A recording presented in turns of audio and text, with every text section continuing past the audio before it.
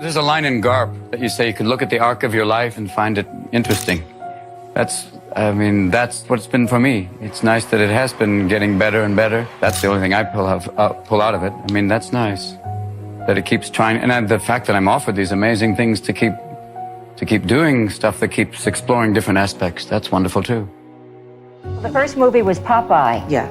And if you remember, the opening scene is Robin in a rowboat in a storm, and here's this huge screen at Chinese theater in Los Angeles, and I thought, that's Robin, my little boy Robin. Look at him. Eat your heart out, world. Here he comes. Performing and doing all these things, we never acknowledge anything negative. And if you do, it gets very violent, like the time, what happens immediately after the scene you just saw is, he starts to confront who you are. So I know who you are. And he would have really hurt Jeff's character if he'd gone any further. And that's why he goes, the hallucination guards against that. It is freeing to create that character, because you can really explore kind of where you've been and the aspects of why you would want to deny, and that kind of whole aspect of, performing for the sake of just avoiding. For him, love is such a delicate thing that and even getting it back again, triggers another one of the breakdowns. It's so fragile for him, and that's what makes it interesting. That's why I did it. There's a sadness, and then you have to go, there's also hope. I mean, a sadness, it's always like, you wish they hadn't happened, but they did. And the purpose is to make you different. It's what they call a Buddhist gift. I would call it the ultimate Christian gift. It's that idea of you're back, and you realize the thing that matters are others. Way beyond yourself. Self goes away. Ego, bye-bye. You're not easy on yourself in this show, are you? No. As an alcoholic, I talk about, some warning signs, like DUIs in a cul-de-sac, things like that. The idea of, have you been through it to talk about it and see, this is what you go through. Heart surgery, alcoholism. I went to rehab in wine country just to keep my options open. These are things you got to talk about. You want to talk about it? No.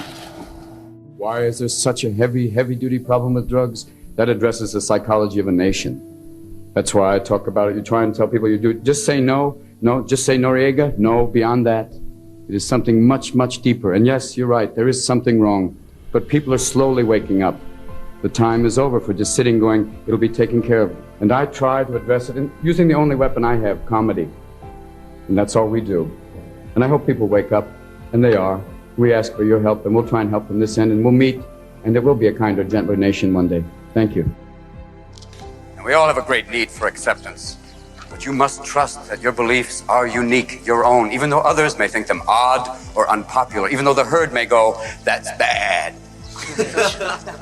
I don't envision myself as a teacher or as I can't proselytize to people even when we talk about drugs or anything. You just have to, I'm a player. And in the sense of just in the process of playing, you can talk about some interesting things, that there's things that, why we've evolved to make that connection, to go on, to do amazing things, and that moment, I talked about this once, that there is that thing when you create, when you find that little tiny flash, when you find some idea. It's bliss. It's bliss. Well, because the brain gives you the same reinforcement that it does with sex. That's right. And the reason the brain gives you a little hit of endorphin when you create is just to keep you going. Here's a taste. Yes. Keep creating, you get another taste. Because you're only given a little spark of madness. And if you lose that, you're nothing. Basically, when you're really firing and it really works, it's like musicians have said it, or writers say it, you're just channeling. It's truly that's why you say that divine inspiration where it just passes. You're just letting it through you. I just wanted to ask Robin real quick about what's his favorite type of movie in terms of ones that make social impacts or ones that are fun, loving, like Aladdin, for example.